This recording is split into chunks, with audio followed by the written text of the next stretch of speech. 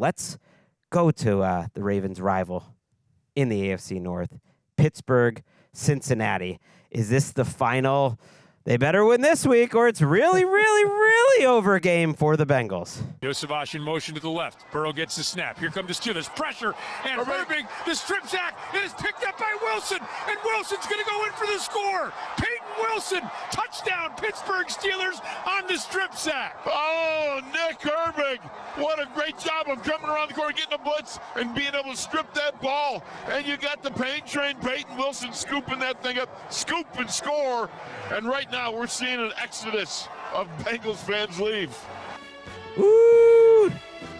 Nate Herbig, big time play. Rob King, Craig Wolfley, WDVE on a day where the Pittsburgh Steelers went over 500 yards of offense. It was a couple defensive plays that felt like it might have been the difference in a game that's going back and forth and back and forth. Joe Burrow, awesome day, but was a part of 3 turnovers, and that score there seemed to put it away. The Bengals made another comeback in this game. It ends up 44-38, but Pittsburgh gets out of Cincinnati with a win. They're at 9-3, up a couple games in the loss column on those Ravens, and the Bengals officially buried here at 4-8. Yeah, we can stop saying it. We talked about it before the show on Game Day View that it's been must win every single week, and the Cincinnati Bengals seem to come up short every single week, often in heartbreaking fashion. After that Chris Boswell extra point, after the Wilson return touchdown, it's a 17-point game. Mm-hmm. The Bengals come back. The final score, 44-38. They had a late touchdown from Andre Yosavas after Jamar Chase got loose deep. But this was a game that started with a Cam Taylor-Britt pick six, and that was essentially it in terms of bad plays for Russell Wilson. And I'll even give him that one because Cam Taylor-Britt got very physical with George Pickens at the line of scrimmage, grabbed the back of his helmet, ultimately beat him to the inside on the slant because of that, and took that interception all the way back to the house. But Russell Wilson was simply unfazed in this game. 414 yards, the best throw I've seen him make this year, kind of changing his arm angle and hitting Pat Freiermuth up the middle of the field, which Russell Wilson can do, everybody. Now, not just on that play, he hit Calvin Austin for a touchdown in the middle of the field as well, but ducked under the rush, changed his arm angle. Russ cooking today, Greg. I love to hear it. I like to look in the Pittsburgh box score sometimes just at the long reception for different receivers because they're a big play offense. 7 different receivers had or 8 different receivers had a reception of over 20 yards. You never see that.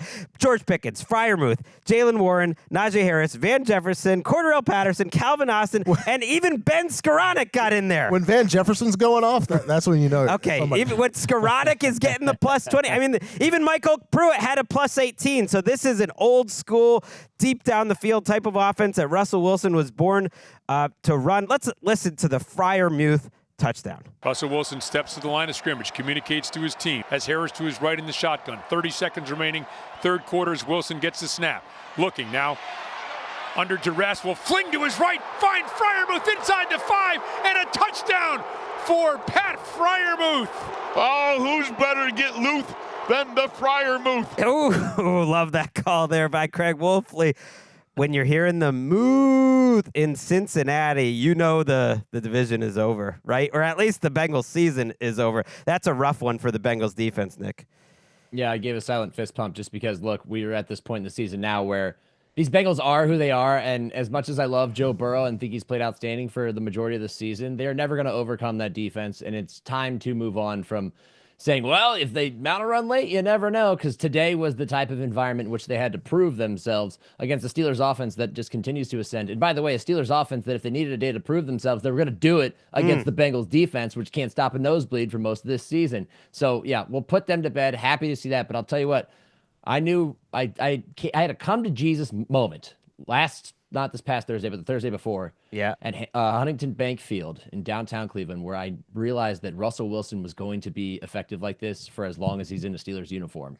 And it was when he threw that touchdown pass over the middle of Calvin Austin as like snow is just falling hard on everybody. And he just throws it with ease. He made the same throw today in great conditions. He's good. Like, he's good in this offense. They're doing everything that they should to surround him with the right scheme and the right players. They're a balanced attack, and they're liable to do something like this on a given week. So I'm telling you, man, watch out for them. They're a very good, another good complementary football team. 14 missed tackles for this Bengals defense, giving up 91 yards. They just are hemorrhaging on that side of the football. Let's listen to Jamar Chase after the game, answering some questions about that defense. Did you feel like y'all offensively y'all had to score every drive, given kind of how the game was going, especially early? Did you feel y'all pressing to kind of get as many points as possible, given how the back and forth was? That's kind of our expectations now. How tough is that to play on a game in and game out basis, knowing you as an offense don't really have much of a margin for error?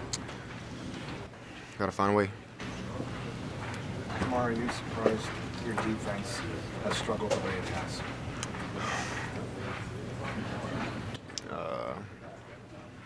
I don't know. They need to find a way. We got to find a way. Ooh, that's tough. Yeah. He held it through almost until the end. He almost got out of there without being overly critical, and then at the end, that's what they expect, which makes sense. That's how it's been. They know it. I mean, I don't know what it means when a locker room is divided in such a way that like the offense is maybe blaming the defense for what's happening. Like, how does that even manifest or affect them negatively? I don't really know, because the defense can't play any worse than they've played, and they all know it. The defense all knows it. Lou Anarumo shows up for work. He knows it. They all know that that's what's cost them what could be a magical season from Joe Burrow. He has some of the best numbers in terms of like over 30 touchdowns and 5 interceptions or less of any quarterback in the last like handful of years, and they're freaking 4-8. It's absolutely outrageous. Now, his turnovers contributed. The offensive line did not play well in this game. TJ Watt had a monster game, 2 sacks, 5 quarterback hits, a tackle for loss, 11 quarterback hits total, and 4 sacks. So the Steelers defense made a bunch of big plays. The crazy thing, Patrick, and you watch this game closer to me, is that, okay, George Pickens is like always a main character. Mm-hmm. He was taunting. He's making plays down the field. He was part of that pick 6, actually, as the intended receiver. But I saw pretty early in this game, like for a while, that Russ's average depth of target was only 2.8 yards. So were they kind of hitting him with body shots early and then went over the top late? Because it's crazy to me that the Steelers' offense can be this good. I know it's against the Bengals, but I still think that's impressive that they can be this good against a bad defense. Well, the initial George Pickens touchdown after they came back to answer the pick 6 was on a swing out where George Pickens made a guy miss around the line of scrimmage. It wasn't necessarily dinking and dunking earlier. It was just a balanced offense. And Najee Harris left the game, I believe, with a hamstring. He would ultimately come back, but there was a good Cordero drive where Cordero Patterson was operating pretty well in the run game as well. But Russ finding Pat Freiermuth, he targeted him 7 times. He caught 6 of those.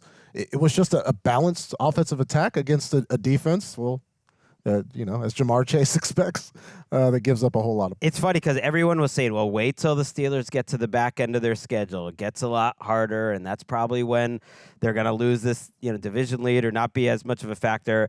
And all they've done in the back half since their bye week is beat the Commanders, beat the Ravens, win in Cincinnati. Their only loss was attended by Nick Shook against the Browns. So you just can't predict this stuff, but up 2 losses on the Ravens. They do go to Philadelphia next week, and then they go to Baltimore the week after. So as much as I'm just giving them some credit for playing well at this point in the schedule, 2 of the toughest games you could ask for coming up. If they can just split one of those 2 games, they're going to be in great shape to win the division. If they lose them both, we will see. And yes, Cincinnati, even if you win out, you only get to 9-8. That probably will not get you into the playoffs, and there's no reason to think this defense can help you win 5 straight games. On the Pickens Bananas Index, yes, though, this game was about a 3.